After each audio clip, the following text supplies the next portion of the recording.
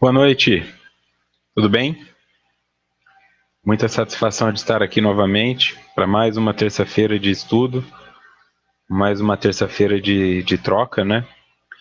Com o grupo. Feliz porque a frequência da sala tem se mantido, né? E normalmente em estudos dessa ordem, à medida que vão aprofundando, há uma tendência a diminuir. Deixo aqui então o meu boa noite a todos vocês que estão acompanhando aí pela Rádio Amigo Espírita, a vocês que acompanham pelo YouTube, vocês que acompanham pelo SoundCloud, muito obrigado por prestigiarem o nosso trabalho e fortalecendo cada dia aí, motivando para continuarmos. Deixo também, então, como de costume, o meu muito obrigado a vocês que estão aqui presencialmente. Agora já dominando o mundo, Cláudia do Rio de Janeiro, Virginia Etiello de Porto Alegre, a Deise e o Allan Kardec do Rio de Janeiro, Silvana de Jundiaí, Ana Carolina da Irlanda, o Celso de Ponta Grossa, Janete de Tijucas também sempre aqui, Lorene de BH, Sebastião de Cornélio Procópio, a Cristina de São Mateus no Espírito Santo, Fábia de Goiânia, o Expedito de Trindade em Pernambuco, André Luiz de Campo Grande, o Roberto lá do Japão que acompanha antes de ir para o trabalho, o Dioclésio de São João del Rei, Minas Gerais, Luciene de São Gonçalo do Sapucaí, Silvia de Ribeirão Preto, a Rita de Juiz de Fora e a Meire de Presidente Juscelino. A todos vocês, o meu muito obrigado, tá? Que tenhamos uma ótima noite aí, que possamos crescer bastante. O Elson também, de Miguel Pereira, no Rio de Janeiro. Sejam todos bem-vindos. O estudo de hoje, então, aqui já estamos com quase todos os continentes representados, faltando a África e a Oceania, mas vamos lá.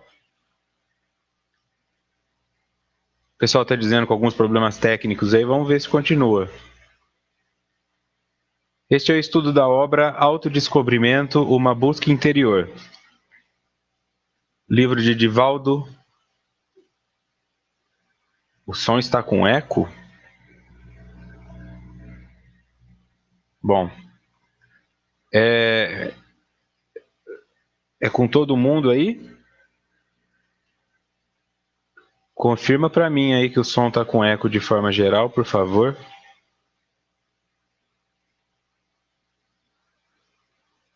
Só para nós seguirmos tranquilos aí.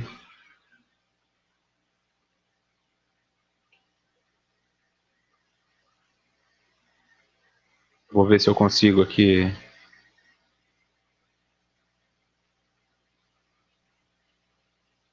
Som normal então tá bom. Tentem reiniciar. Se o som tá legal em alguns lugares e ruim em outros, talvez porque eu não tenho nada alterado aqui, né? Ok, então vamos lá. Hoje é o encontro de número 18, capítulo 2, equipamentos existenciais, 2.2, conflitos e doenças, parte 3. É a última parte do conflitos e doenças. Continuando então de onde nós paramos na semana passada, estávamos falando sobre a criança desamada.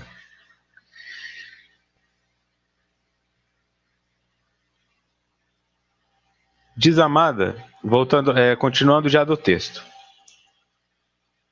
Desamada, a criança, o seu inconsciente chama a atenção através de distúrbios do sono, pesadelos, inquietação noturna, choro, insônia, agressividade e rebeldia, medos e mau desenvolvimento psicofísico. Então aqui é a percepção, né, de que nós estávamos falando da criança, principalmente para quem tem criança, ficar atento a estes sintomas, né?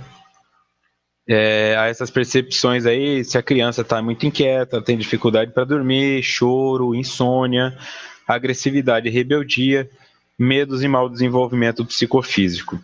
Apenas deixando claro que a diferença entre o que é normal e o que é patológico nem sempre é muito possível de ser observada pelos pais, tá? A infância é uma fase também de muita energia, é uma fase de muita criatividade. Não espere também que a criança seja um santinho, que a criança não faça nada, que a criança não seja criança. Tá? Existe um limite para determinar assim. Se você está em dúvida, procure alguém especializado, um profissional especializado, um pedagogo, um psicopedagogo, alguém que possa te ajudar a identificar. Também existe uma linha na psicologia que refere-se a testes, né, chamado de psicodiagnóstico. Você pode procurar alguém que execute psicodiagnóstico, porque aí a pessoa vai te ajudar a identificar se o desenvolvimento do seu filho está normal, dentro dos padrões de normalidade para a idade fisiológica dele, né? Se a idade mental dele está igual à idade fisiológica, está acompanhando aí. Se houver alguma disfunção, né, se houver algum desequilíbrio, esses testes vão demonstrar. O teste não cura nada, o teste é apenas para identificar se pode haver algum desequilíbrio, mas não tomem decisões precipitadas ou baseadas só na sua percepção, principalmente no ato de comparar um filho com o outro. Os filhos são diferentes e é importante que nós tenhamos isso em mente, tá?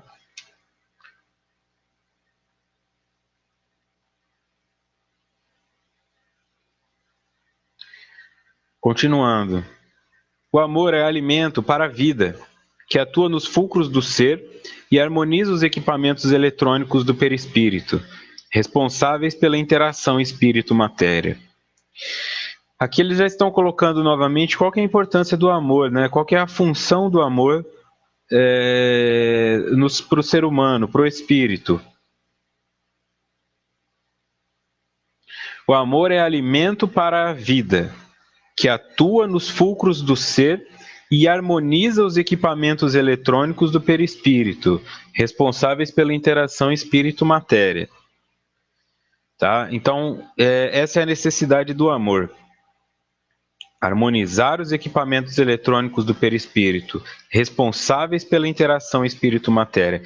Quer dizer, se não houver amor, se não houver uma quantidade de amor suficiente para o desenvolvimento daquela criança, as interações espírito-matéria serão afetadas. Então, naturalmente, vão surgir dificuldades nessa parte, essa parte psicomotora, a probabilidade de surgimento de doenças também aumenta, ou a incapacidade clara do corpo em somatizar.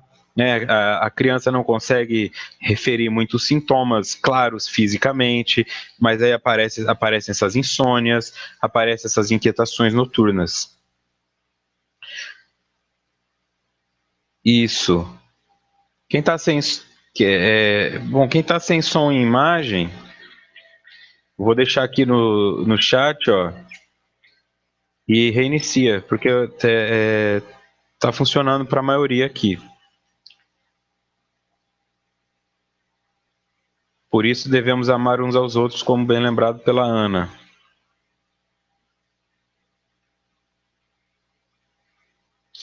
Voltando ao texto. A sua vibração acalma e dá segurança. Ao mesmo tempo, reabastece de forças e vitalidade insubstituíveis. Considerando então aqui isso que é o importante, que o amor é uma vibração. Acalma e dá segurança. Ao mesmo tempo, reabastece de forças e vitalidades insubstituíveis. E tem algumas pessoas assim que encontram dificuldade de sentir, né, essa vibração de amor, essa renovação em outros seres humanos, mas conseguem encontrar na vibração rudimentar do amor animal, tá?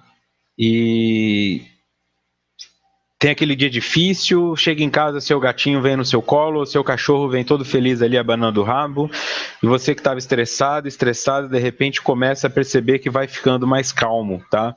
Isso também é uma manifestação de amor, isso também é uma forma, claro, rudimentar, uma forma ainda animal, mas é um sentimento. Do mesmo jeito que aquele animalzinho gosta da sua presença, aquele animalzinho te quer bem, ele consegue então com isso ir nutrindo um pouco, equalizando novamente aquelas vibrações. Então imagine como seria para uma criança o amor de uma mãe, né?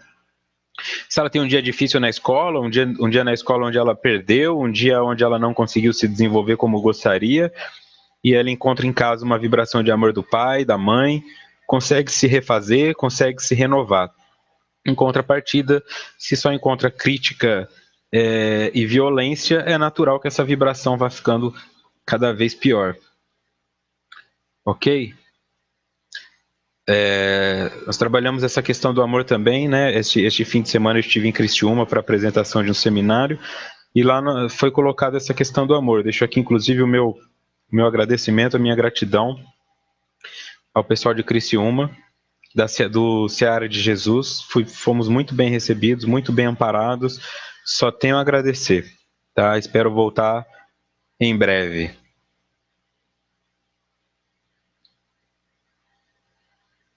Então aqui, ó, nota do expositor, o Evangelho segundo o Espiritismo, capítulo 11, amar ao próximo como a si mesmo, que é o tema que foi levantado pela Ana aqui no chat.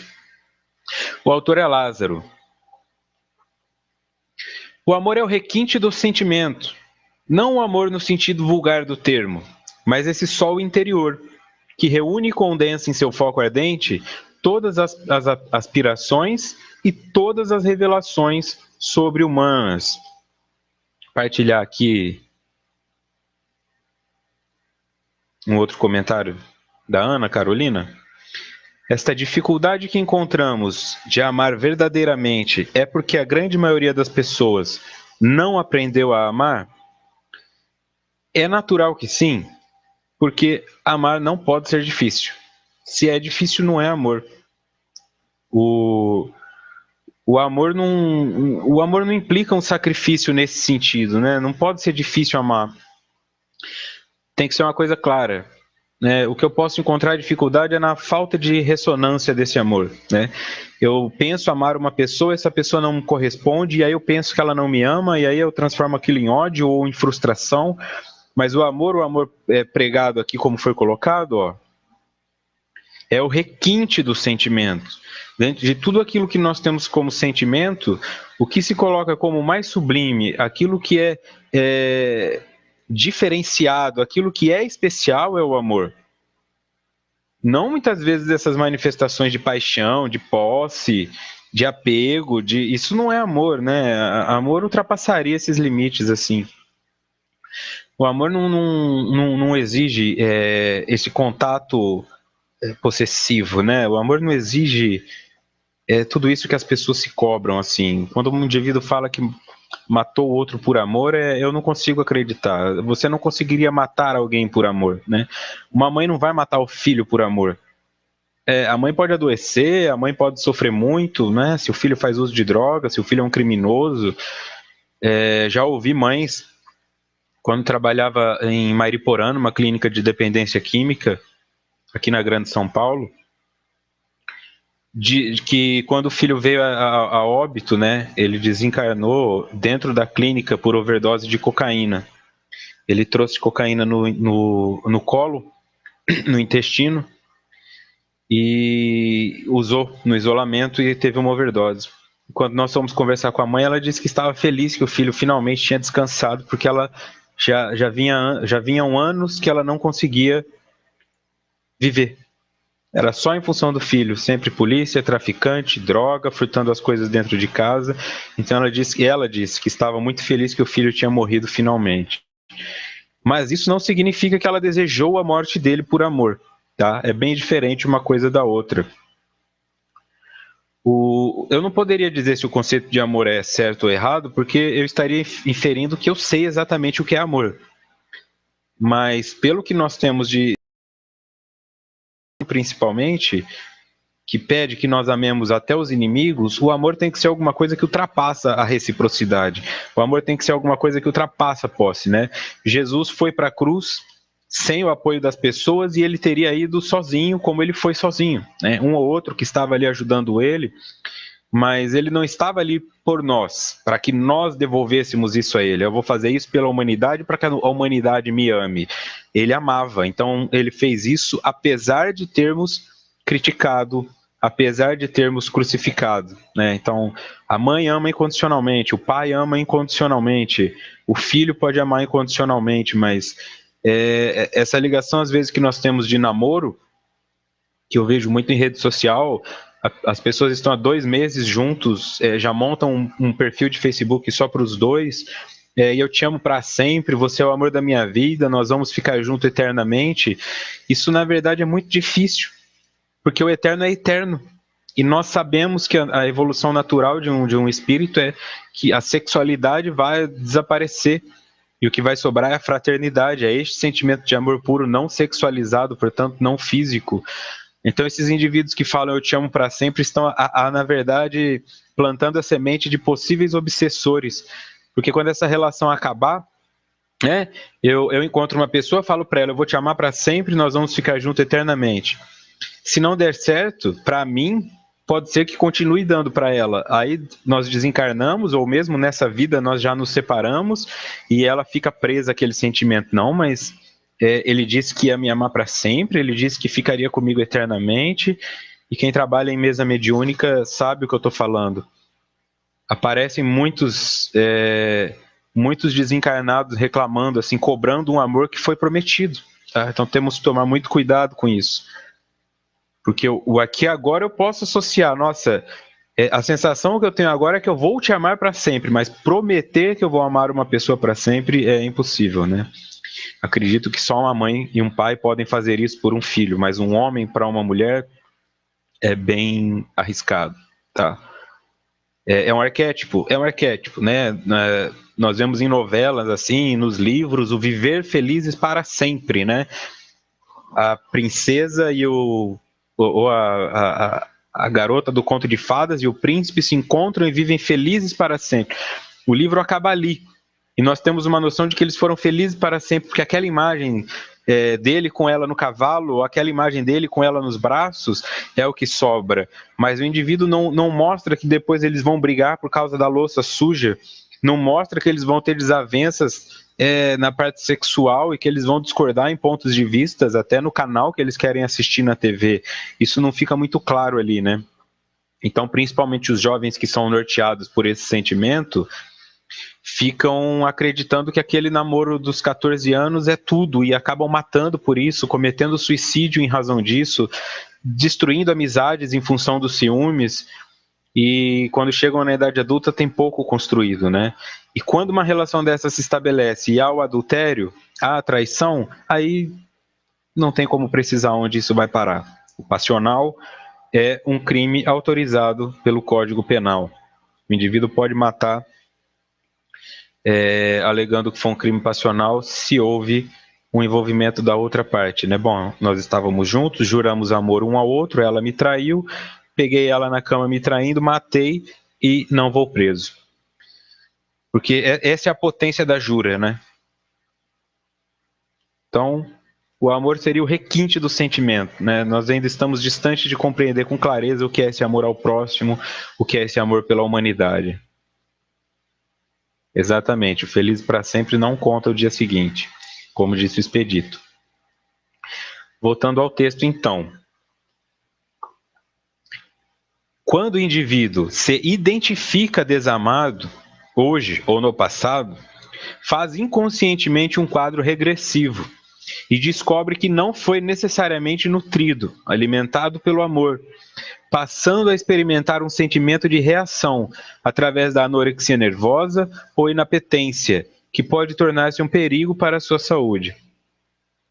Aqui eles já estão associando, né, o quadro de anorexia nervosa ou inapetência como que é um perigo para a saúde, associado à falta de amor. Aqui, ó, quando o indivíduo se identifica desamado hoje ou no passado, faz inconscientemente um quadro regressivo e descobre que não foi necessariamente nutrido.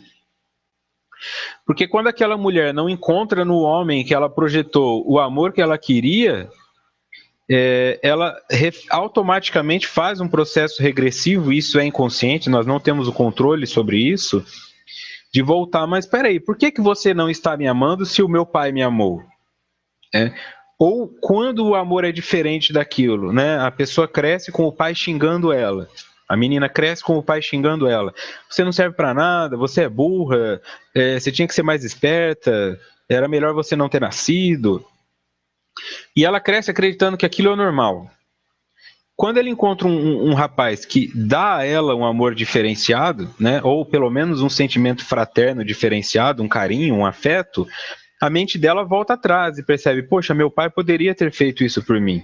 Então ela também vai ter uma desconexão psicológica ali, que vai gerar sofrimento.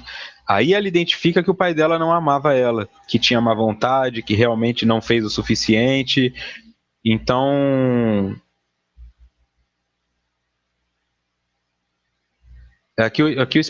então fica evidente essa desconexão, né? Quando nós percebemos que neste momento não estamos sendo amados, eu não fui promovido no emprego, eu achei que eu mereceria, eu fiz de tudo pelo meu filho e agora que ele arrumou uma namorada, ele nem para em casa. Então, neste momento, quando identificamos um sentimento de desamor, nós vamos em direção ao passado, tentar encontrar fontes daquilo e percebemos que o que estamos buscando no outro é algo que faltou do que esperávamos dos nossos pais. Uma correção aqui vinda do expedito. O Código Penal não autoriza. É uma causa de redução penal quando o indivíduo mata o outro alegando violenta emoção, mas há condenação embora pena menor. Então tá aí, corrigido. É considerado que se eu não tenho controle das minhas emoções, eu não devo pagar da mesma forma que aquele que premeditou o crime, né? Mas muitas vezes o indivíduo que disse, eu vou te amar para sempre, eu vou ser só seu para sempre, desencarna na condição de vítima e quando chega do outro lado descobre-se cúmplice. Você causou isso porque você prometeu aquilo a ela, né? Você criou aquela expectativa no outro. Então, o grau de frustração é baseado na expectativa que você criou no outro. Mas, ela me matou. Sim, te matou, baseada também em recursos que você promoveu. Então, você se torna, em parte, também cúmplice do seu próprio assassinato. Tomar muito cuidado.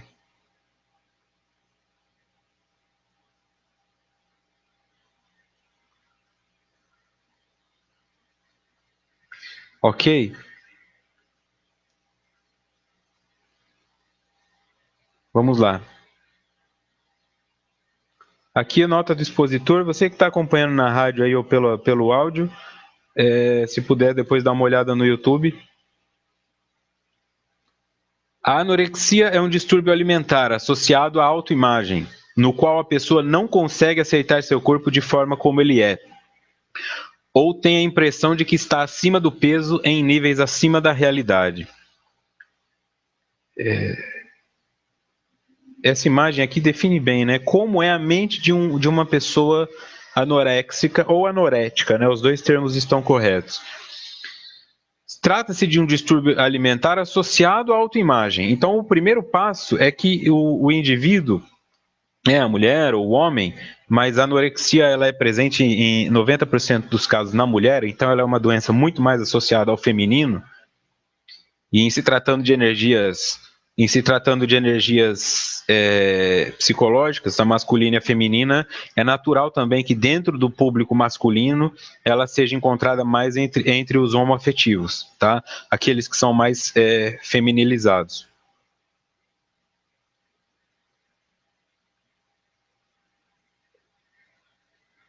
Por que se trata de um distúrbio alimentar, né? Quando o indivíduo olha no espelho e enxerga a diferença, né, nessa autoimagem, ela se enxerga muito mais gorda ou outras percepções que ela pode ter, né? Não é que o indivíduo só se enxerga obeso, né? Não é que o indivíduo só se enxerga acima do peso. Ela também pode enxergar outras coisas que vão levar a outros comprometimentos.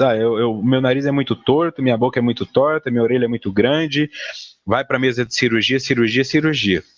Mas aqui, no caso, a anorexia, ela é um distúrbio alimentar. Aquela pessoa se olha no espelho, não gosta do que vê, para de comer. Bom, eu estou gorda, se eu parar de comer, eu vou emagrecer. E aí ela para de comer e vai perdendo peso, até chegar em níveis catastróficos. Também queria deixar o meu abraço aqui para Valéria e para o esposo dela, Júnior, lá de Fernandópolis, né, minha terra natal. Sejam bem-vindos. Continuando. O seu curso pode ser acidental, passageiro ou de largo tempo, gerando graves danos orgânicos.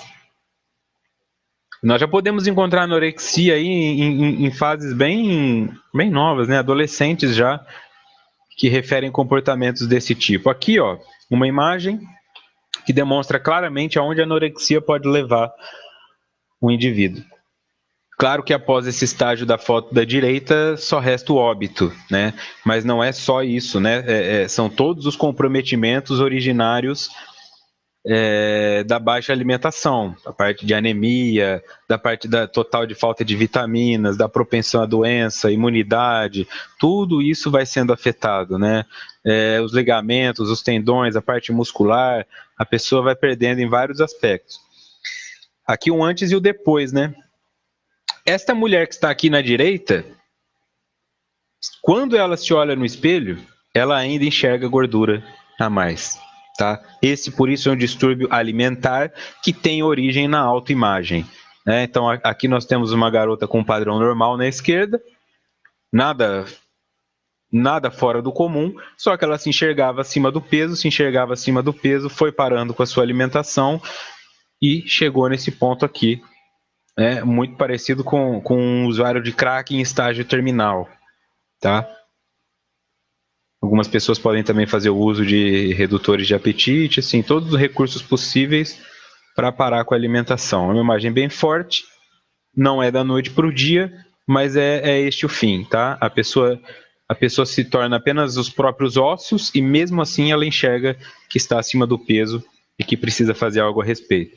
E segundo o estudo, a origem de tudo isso está no desamor, tá? Uma criança que não recebeu amor suficiente quando precisava disso, não tem essa referência em seu espírito, então há essa descompensação, né? Talvez, porque entra o seguinte ponto na autoimagem. Se eu for magra, as pessoas vão gostar de mim. O gatilho, muitas vezes, pode ser o término de um relacionamento. A menina tem um namorado, ele deixa ela, troca ela por uma que ela considera mais magra. Ela fala, se eu fosse magra, meu namorado ia me amar. E aí ela tenta ser magra, porque ela associa que sendo magra, a sociedade vai aceitá-la melhor, tá? Ela não vai passar por isso. Também já acompanhei situações em estudos de caso de garotas que desenvolveram um transtorno borderline, mas que após acabaram desenvolvendo uma anorexia. Por quê? Porque foram abusadas quando eram crianças, tá? E abusadas assim, no começo da adolescência. O caso de uma menina que se desenvolveu muito cedo, com 9, 10 anos de idade, ela já tinha seios e ela foi abusada. Então ela associou que ela foi abusada porque ela tinha um corpo de mulher. Se ela destruísse aquele corpo de mulher, claro que isso não é consciente, depois é que foi observado isso, se ela destruísse aquele corpo de mulher e transformasse ele num corpo bem feio, talvez ela não fosse mais abusada. Isso pode acontecer nos dois lados do distúrbio alimentar. A pessoa que vai para a anorexia, porque para de comer numa tentativa de não ser mais atraente, e aquela que vai para a obesidade. Ela come bastante, visando ficar bem obesa, inconscientemente, para que não atraia tanto a atenção dos homens e com isso evite novos abusos, tá? Ambos descompensações oriundas de traumas associados ao abuso. A Simone pergunta se o excesso de medicamentos para emagrecer, em consequência, leva à desencarnação. Seria um suicídio indireto? Seria um autocídio, né?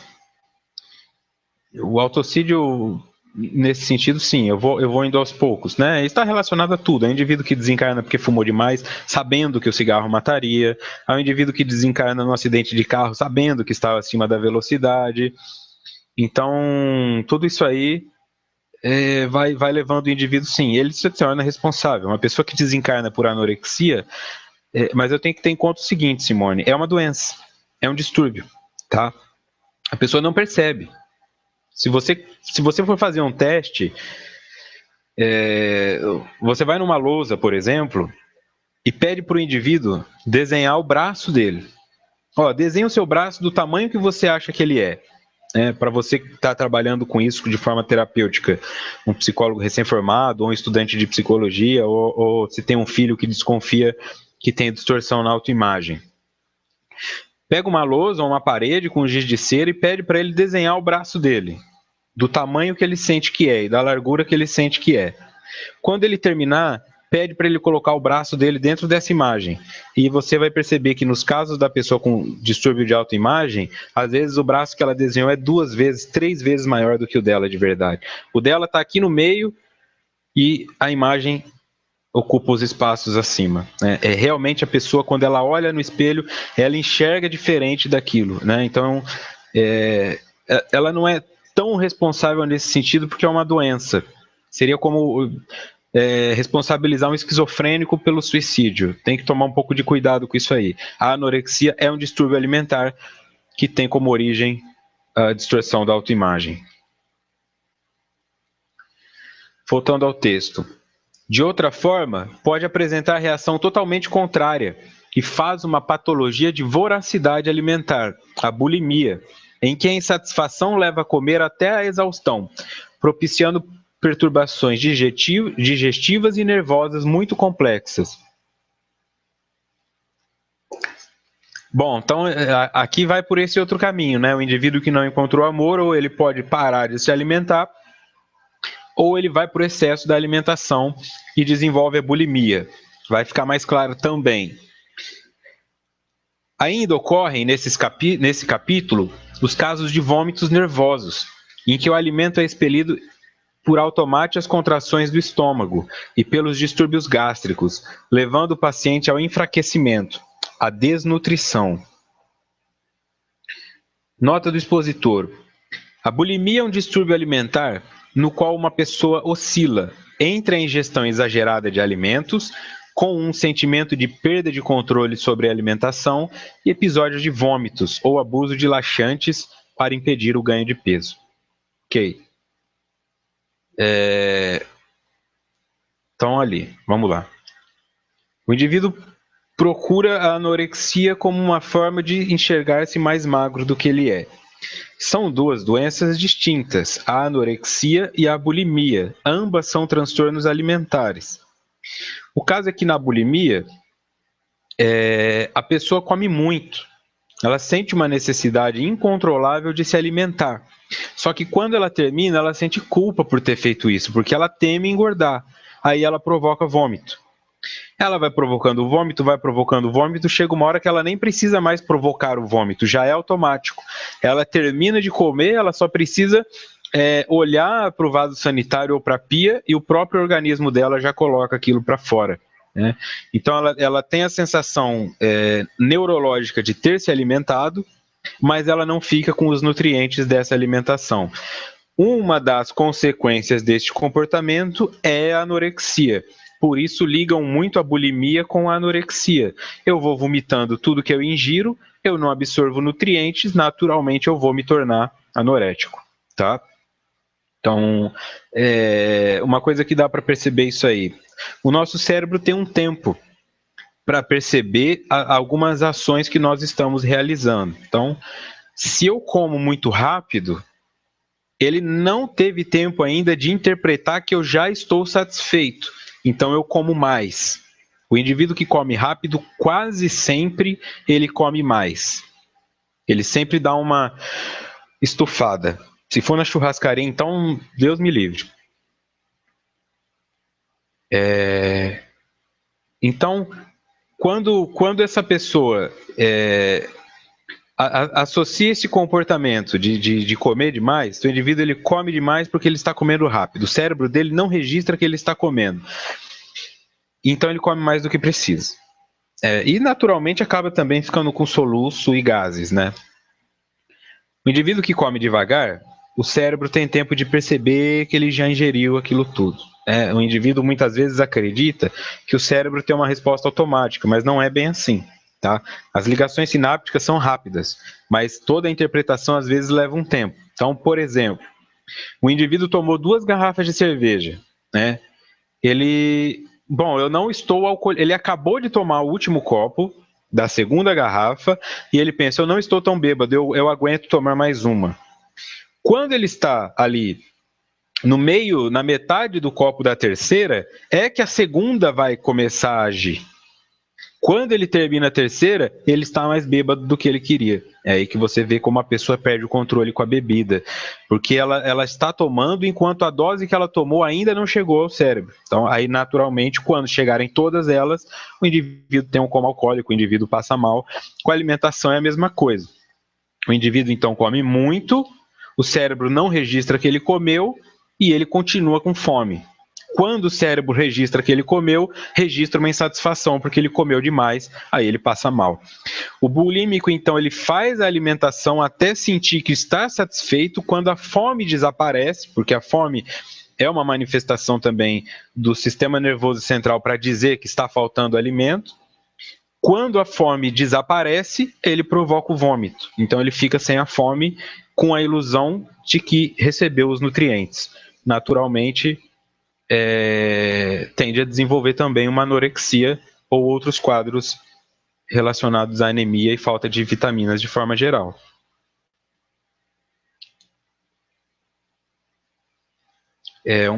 Neste sentido aqui, então vamos lá, ó. De outra forma, pode apresentar reação totalmente contrária e faz uma patologia de voracidade alimentar, a bulimia, em que a insatisfação leva a comer até a exaustão, propiciando perturbações digestivas e nervosas muito complexas. Ainda ocorrem nesse capítulo os casos de vômitos nervosos em que o alimento é expelido por automáticas contrações do estômago e pelos distúrbios gástricos, levando o paciente ao enfraquecimento e à desnutrição. Que aí ele seria anoréxico, tá? Então tem que tomar muito cuidado. Tem pessoas que falam, todo bulímico é anoréxico. Não. Nem todo anoréxico é bulímico também, tá? Porque muitas pessoas são anoréxicas e, como uma forma de lidar com isso, se tornam bulímicas. A bulimia é um dos recursos que ela utiliza. E o bulímico, ele na verdade quer comer, mas não quer engordar. E ele acaba se tornando anoréxico, mas ele não tem necessariamente uma distorção na autoimagem. Tá claro isso aí? Esse é o mais importante, que o anoréxico tem uma distorção na autoimagem, ele sempre se imagina maior do que ele é, e o bulímico, ele tem uma necessidade muito grande de comer, mas não quer engordar. Ele não precisa ser insatisfeito com o seu corpo.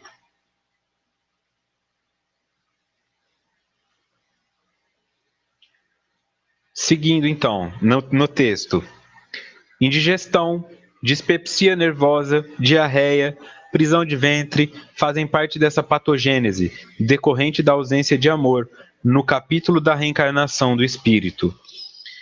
Aí também tem a diarreia, porque como foi colocado lá, esses indivíduos muitas vezes fazem o uso de laxantes de forma exagerada. O indivíduo vai usando laxante, e tudo aquilo que nós utilizamos para forçar o nosso corpo a uma ação, depois de um tempo começa a se tornar automático, né? Então tem pessoas, por exemplo, que não vivem sem aqueles rinossoro, sorine. Se fica sem aquilo, o nariz automaticamente congestiona, entope, não respira. Começou a pingar porque estava resfriado, não parou mais e agora não consegue ficar sem. Pessoas que não conseguem ficar sem colírio, senão o olho fica vermelho. E essas pessoas que não conseguem mais ter as funções normais do intestino sem o laxante, porque o nosso corpo sempre vai registrar, bom, se você está trazendo de fora um recurso para que eu realize uma ação, eu não vou mais fazê-la sem que você me dê a ordem. Então o indivíduo não consegue mais todas essas disfunções que vão acontecendo, tá? Então o indivíduo já perde muito das funções dele. Se ele para de tomar o laxante, ele pode vir a ter problemas intestinais, como um fecaloma, por exemplo, das fezes, que só sai com lavagem. Não é tão simples, tem um monte de coisas envolvidas que vão afetar esse indivíduo a médio e longo prazo. Outra nota do expositor. Chamamos de dispepsia os sintomas relacionados ao abdômen superior, comumente chamados de indigestão. Estes sintomas são vários, incluindo dor, eructação, que são os arrotos, empachamento, peso, pirose, que é a queimação, náusea ou saciedade precoce. Frequentemente as pessoas confundem os sintomas acima com gastrite. Então, já temos aqui também essa questão da dispepsia, né? Porque vai levando uma coisa a outra. Naturalmente, o indivíduo está sempre cheio, o indivíduo está sempre se sentindo empanturrado, né? Não consegue nem respirar direito. Toda a alimentação desses indivíduos acaba indo por esse caminho. Eu tenho que começar a identificar, então, transtornos alimentares em uma criança.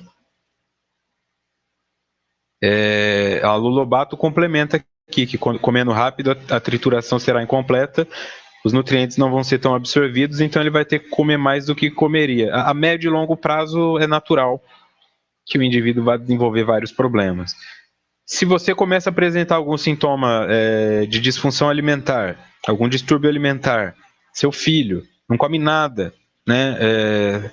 Seu adolescente que está aí em casa, percebe que ele está vomitando, se tranca muito no banheiro, está comendo bastante na sua frente, mas está emagrecendo, começa a ficar atento, porque tanto a anorexia como a bulimia podem levar o indivíduo ao óbito, sim. E se não leva ao óbito, trazem todas essas complicações aí. Tá? É muito importante cuidar dessa parte alimentar. Não fica pensando que é fase. É sempre importante você errar pela prevenção do que errar pela omissão. Eu sei que é difícil hoje, tudo é muito caro, mas vai a um médico, né? Procura se informar, vai pedir ajuda, esclarece. Como buscar o amor próprio? A Miriam resume um pensamento dela aqui. Miriam Denise. Vitor, a solução então para estes problemas é o amor próprio. Mas se ele nunca teve a referência deste amor, como fazer para encontrá-lo, né? Pois é. Como é que eu vou desenvolver amor próprio se eu não tenho uma referência disso? Pelo autoconhecimento. Por quê? Quando eu vou me autodescobrindo, quando eu vou me autoconhecendo, eu vou encontrando coisas em mim que eu não conhecia. Estas coisas eu posso não gostar, eu posso ser indiferente e eu posso gostar. Quando o indivíduo se manifesta nesse sentido, ele pode começar a se apaixonar por si mesmo, percebe? Então, o processo de amor próprio não é uma coisa, amanhã eu tenho amor próprio, pronto, agora eu vou cuidar de mim, isso é amor próprio. Não, o amor próprio continua sendo um sentimento requintado. Eu tenho que olhar para mim e me amar. Mas não é que eu me enxergo ser mais perfeito do mundo, é que eu reconheço as minhas limitações e, como disse o Gabriel Miranda, um amigo meu, nós devemos amar as pessoas apesar de, e não por causa de. Eu devo amar a mim mesmo também, apesar das minhas limitações, apesar dos meus vícios, e não por causa de. Mas a maioria dos sentimentos que nós temos na humanidade é por causa de. Eu vou ficar com você porque você me faz bem, eu vou ficar com você porque você tem dinheiro, porque você é isso, e nunca apesar de. Aí quando os problemas começam a surgir, a pessoa se afasta. Quantos casais que vão ficar juntos para sempre continuarão juntos se um dos dois se tornar paraplégico? Quantos vão ficar ao lado se um câncer de mama levar a uma necessidade de remoção cirúrgica? Tem casais que se separam diante dos momentos. Ou a perda financeira, né? Enquanto tiver dinheiro, estão juntos. O amor bate na porta, a fome bate na porta, o amor sai pela janela. Mas quando se trata de amor próprio, não. Fiz uma besteira, não consegui, estava 1 ano sem fumar, acendi um cigarro, não importa, eu me amo mesmo assim. Da mesma forma que meu filho fez uma besteira sobre a minha ótica, experimentou droga, ele não deixa de ser a criança que você amou, ele não deixa de ser um ser humano que pode se tornar até presidente do Brasil um dia, mas nesse momento ele faz uso de substância e você não pode deixar de amá-lo simplesmente por isso. Então, tem pais que arrebentam a filha quando ela chega grávida em casa, mães que arrebentam o filho quando descobrem que eles estão usando droga. Desconstrói tudo que o ser humano é por conta de um comportamento errado, adoecido. Quando eu faço isso comigo mesmo, sempre na autoagressão, eu faço alguma coisa errada, mas eu sou uma anta mesmo, eu sou um tonto, eu sou um burro, eu estou me agredindo. Eu não sou isso. Eu cometi um erro. Eu recaí num comportamento, mas isso não implica que eu tenho que desconstruir tudo que eu fui até então. Para que eu desenvolva o amor próprio, eu tenho que começar me conhecendo, desenvolvendo interesse pelo que eu conheço a meu respeito, me apaixonando pelas minhas nuances, aprendendo a conviver comigo mesmo e, quem sabe, naturalmente isso vai se transformar em amor próprio.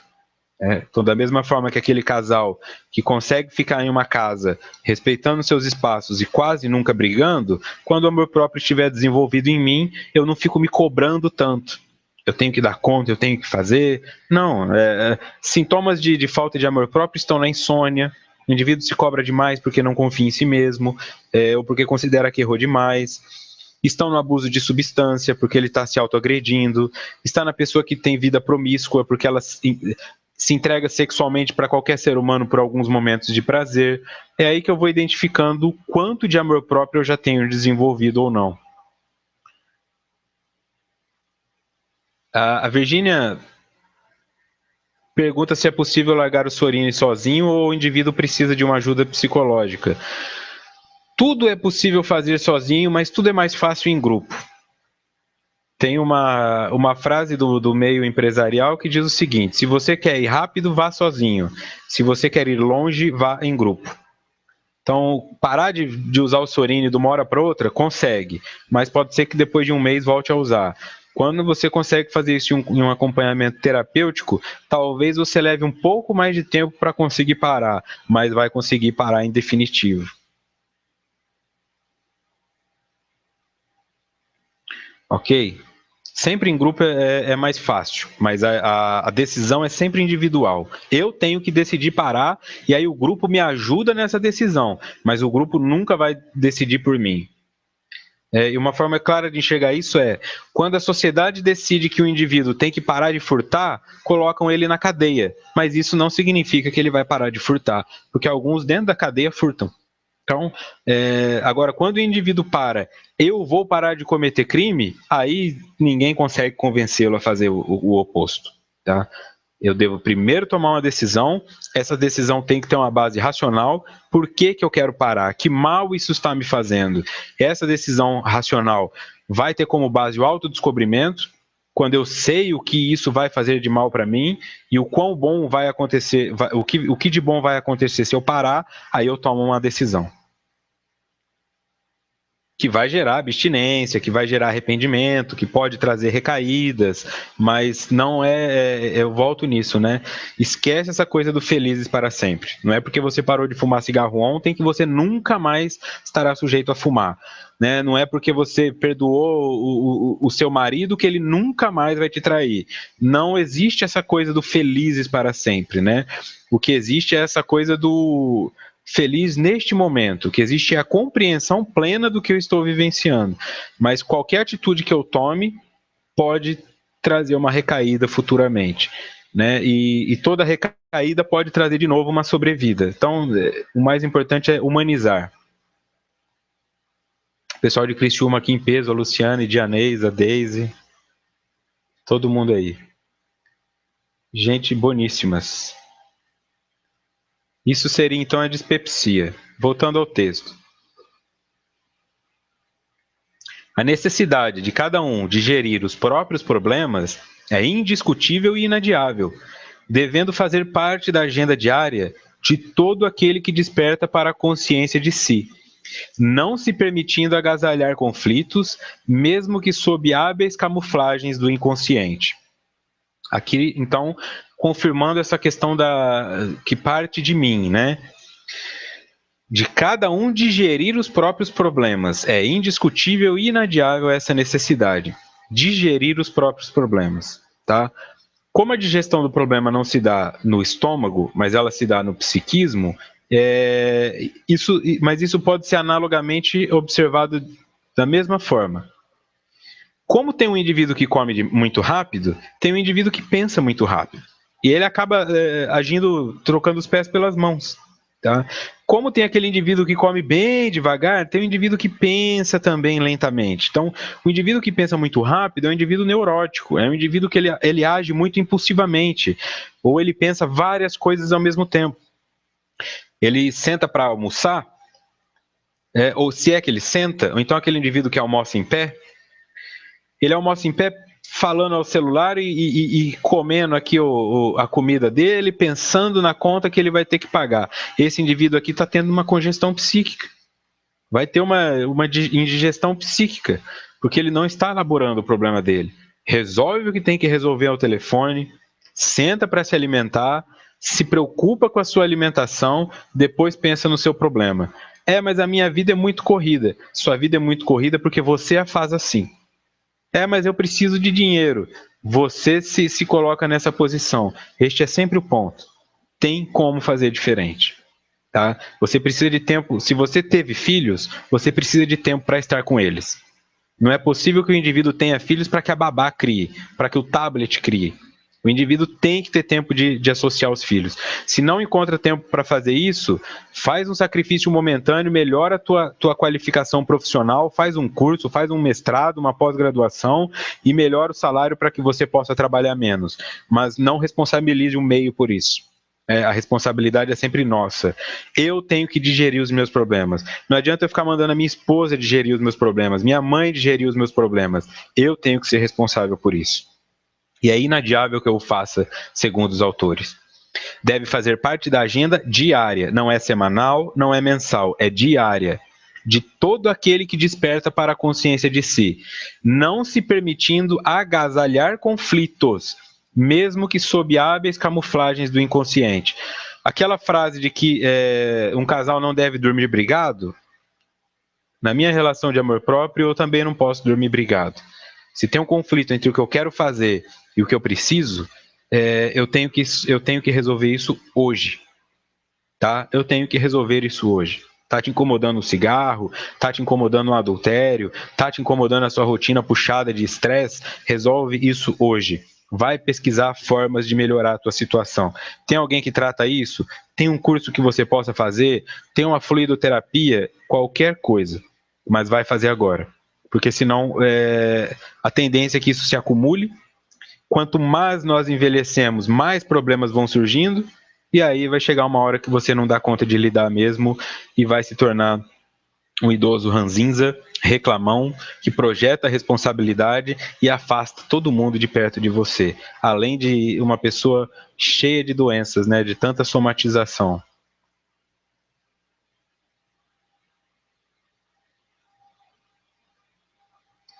A Lu pergunta por que algumas pessoas param de fumar da noite para o dia e outras não conseguem. Eu já falei sobre essa questão aqui, ninguém para da noite para o dia. Quando o indivíduo chega num ponto de jogar um maço de cigarro fora, este jogar o maço de cigarro fora é o resultado de uma elaboração que começou muito antes. Jogar o cigarro fora pode acontecer da noite para o dia, mas o desejo de fazê-lo não. Então, envolve uma elaboração. Pode ser que ele realmente nunca mais fume, mas aconteceu alguma coisa dentro dele e ele flertou com esse desejo de parar, foi tentando, foi tomando coragem, chegou uma hora que ele conseguiu. Mas não conheço um indivíduo que hoje está fumando com prazer e amanhã fala, agora eu não quero mais só porque eu não quero mais. Tem sempre uma elaboração por trás disso, mesmo que seja inconsciente. Ok? Então eu não posso permitir que as camuflagens do meu inconsciente permaneçam nisso, tá? Não, mas é só nesse momento. Eu sei que agora eu estou comendo, mas depois eu vou melhorar. Eu sei que eu não tenho condições de cuidar do meu filho agora, mas ano que vem vai estar melhor. Não se iluda. Viva a sua paternidade, viva a sua maternidade, tenha prazer no seu emprego, Não se escravize pelo dinheiro, não adoeça pelo mercado de trabalho, porque nenhum desses pontos vai te dar feedback depois. A hora que você adoecer, o mercado de trabalho vai te cuspir. Quando você voltar para dar amor para o seu filho, ele não vai mais te reconhecer. Vai ser rebelde, não vai ter referência afetiva nenhuma com você. Agora, você quer fazer alguma coisa por mim, pai? Não fique pensando que o filho vai perceber, não, meu pai ficou fora o dia inteiro porque ele estava dando o melhor para mim. O psicológico não quer matéria. Teu filho não liga se você deu escola particular para ele, aula de natação, curso de inglês. No fim das contas, o que vai fazer a diferença é onde você estava quando eu precisava conversar. Onde você estava quando eu senti dúvidas? Onde você estava quando eu me senti feio? Onde você estava quando eu me apaixonei pela primeira vez? Onde você estava quando eu sofri bullying? É isso que ele precisa. E a sua responsabilidade também. Isso, inclusive, te torna saudável, né? Porque a convivência com aquelas pessoas que amamos nos cura. Então, continuando. Mediante uma autoanálise honesta, na qual se dispensem o elogio, a condenação e a justificação, o indivíduo deve permitir-se a identificação do erro, do problema, e sem consciência de culpa digerir o acontecimento, buscando os meios para a reparação e a libertação do sentimento perturbador. O que esse slide fala? Que palavra resumiria esse slide? Assertividade. Sem melindre, sem autopiedade, sem autocomiseração, errou, analisa, estrutura como não cometer o mesmo erro e segue em frente. Aqui uma autoanálise, portanto, honesta. Honesta. Assuma que você gosta de fazer isso. Não, eu gosto mesmo, sabe? Eu gosto de trair, eu gosto de fumar, eu gosto de mentir, eu gosto de furtar. Primeiro assuma que você gosta, que isso te causa um prazer.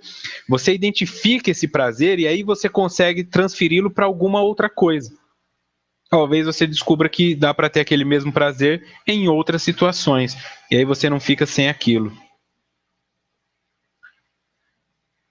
Na qual se dispensem o elogio, então eu não vou ficar no campo da vaidade, falando, nossa, olha como eu sou bom, olha como eu dei conta, a condenação e a justificação, né? Ah, eu sou um monstro, ou então, não, mas eu fiz isso porque o meu pai, não, mas eu fiz isso, não. O indivíduo deve permitir-se a identificação do erro, do problema, e sem consciência de culpa, porque a culpa implica julgamento, e para julgar eu tenho que deter de todos os dados possíveis, e nós não detemos todos os dados possíveis, aí eu vou digerir o acontecimento, buscando os meios para repará-lo e a libertação do sentimento perturbador. Só isso, todos os dias. Todos os dias. Consegue fazer isso todo dia? Aquela reflexão de Santo Agostinho, deitou na cama, reflete. O que eu fiz? Por que eu estou sofrendo hoje? Por que eu estou dormindo cansado? Por que eu estou dormindo feliz? Reflita sobre a felicidade também. Não se esqueça de elaborar a sua felicidade para aprender como você chegou nela e saber voltar ali. Não elabore sua tristeza. Por que eu estou feliz? Por que eu estou bem? O que eu fiz hoje que eu posso repetir amanhã? Faz isso em coisa de 15 minutos, né? Isso a médio e longo prazo vai te libertar de vários problemas que estão te acometendo agora. Os mais simples terminam bem mais rápido, né? Você já vai dormir melhor, você vai se alimentar melhor, você vai conversar com as pessoas mais consciente, porque as pessoas estão falando com você, você está lá no seu problema, né? Quando você fizer isso, você está no problema da pessoa, né? Vai ser mais assertivo. Imponha limites para você e para o outro, né? Não deixe as pessoas te jogarem os problemas dela e não jogue os seus no outro. Voltando ao texto. Não são poucos os males orgânicos que defluem das emoções e sentimentos nas áreas da afetividade e do comportamento, que podem ser evitados e solucionados graças a uma atitude de boa vontade para consigo mesmo e para com os outros, permitindo-lhes o direito de serem como são, e não conforme gostaria que fossem. Aí dói, né? Eu sei que na sua cabeça você sabe o que é melhor para o seu filho, mas será? Eu sei que você sabe o que é melhor para sua esposa, mas será? Toma cuidado, porque talvez você não saiba o que é melhor para você. Olha aí o tanto de comprometimentos que você está tendo. Olha aí o tanto de pessoas que se afastaram da sua vida e não voltaram, né? Mas que a tua racionalização fez perceber, não, tem gente que é melhor perder do que ganhar. Toma cuidado, né? Começa a refletir e permita que as pessoas sejam quem elas são. Porque elas sendo quem elas são, elas podem evoluir naturalmente. Quando você obriga uma pessoa a ser como você espera, ela se fecha naquela casca. Pode perceber o número de vezes em que você brigou com a sua namorada ou brigou com o seu filho, falou que não queria que ele fizesse as coisas daquele jeito, ele prometeu mudança, mudou por 2 semanas e depois voltou a fazer como fazia. Porque quando não é espontâneo, o outro não muda naturalmente. Ele projeta uma imagem para agradar a tua expectativa. E nisso ele não tem elaboração, ele fica engessado, robotizado. Então, a ilusão daquela mãe e daquele pai é de que eles conseguiram moldar o filho, mas na verdade eles engessaram ele. Na essência, ele continua sendo quem ele era. Só na aparência que houve alteração. E quando ele for coagido pelo meio a reagir instintivamente, ele vai voltar a agir como ele era, porque não houve elaboração. E eu tenho que fazer isso comigo mesmo, permitir ser quem eu sou em atitude de boa vontade para consigo mesmo e para o outro. Se você dá carona para o filho da sua vizinha, se você faz alguma coisa pela sua esposa, se você faz alguma coisa pelo seu chefe, por que você não faz por você? Por que você não leva você para fazer uma caminhada num parque? Por que você não leva você para comer uma pizza quando você conquista alguma coisa? Por que você não celebra a si mesmo, né? Por que sempre precisa do outro? Por que você não se leva para assistir um filme legal e curte aquele filme? Comece a fazer coisas boas para si mesmo, mesmo sendo quem você é. Sem precisar daquele discurso, eu vou tomar, nossa, hoje eu vou sair porque eu mereço. Não, você vai sair porque você quer.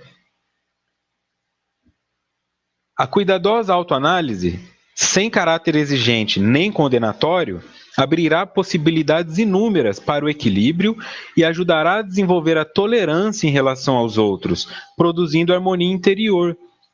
Porque quando eu estou harmonizado, a desarmonia do outro não me afeta, não tem sintonia, então eu passo a tolerar ele melhor. O outro quer fazer desse jeito, deixa ele, né? Eu não preciso brigar. Quando ele manifesta desarmonia, não tem ressonância comigo, então ele fica desarmônico sozinho.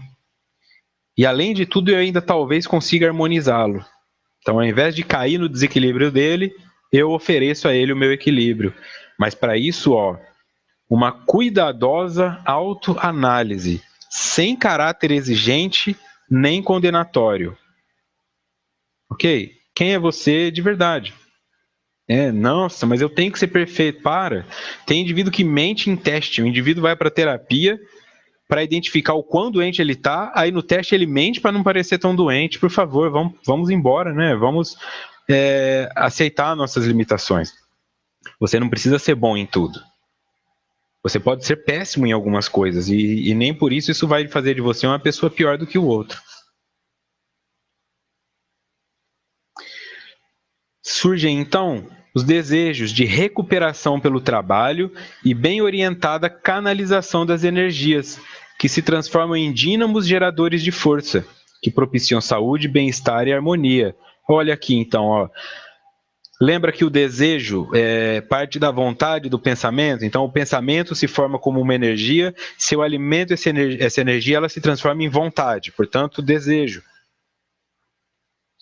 Surgem então os desejos, porque eu fiquei tanto tempo pensando sobre mim mesmo, elaborando os meus conteúdos, que eu passei a ter desejo por recuperá-los, pelo trabalho e bem orientada canalização das energias, que se transformam em dínamos geradores de força, que propiciam saúde, bem-estar e harmonia.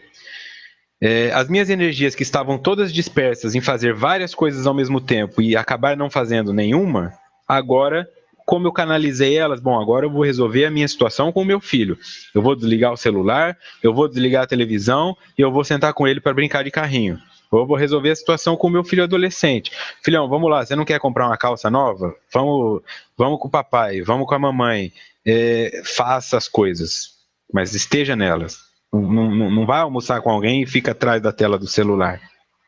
viva as coisas, uma de cada vez, as suas energias elas passam a ser melhor delimitadas, e aí essas energias que estão promovendo adoecimento, inquietação, insônia, gastrite, tudo isso que nós já falamos, vão começar a agir do lado oposto e vão promover cura.